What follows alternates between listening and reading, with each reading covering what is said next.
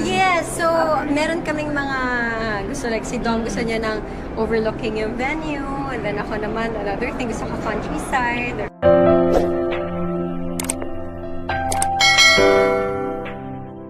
Oh my! Bea Alonzo umamin na tungkol sa kumakalat ngayon na balita. Vice ganda nagulat sa sinabi ni Bea Alonzo.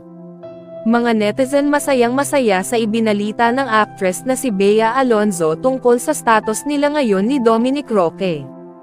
Ngayon nga ay halos pinagkakaguluhan pa rin ng madla ang nakakakilig na balita tungkol sa magkasintahang ito.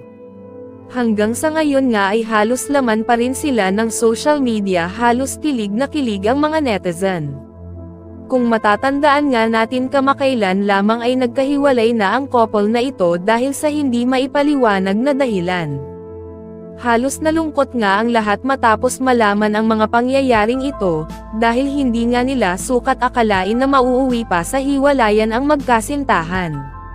At naging usap-usapan din na nagkaayos na ang dalawa, kaya't ating abangan at pakatutukan ang iba pang detalye na ilalabas ng madla sa social media.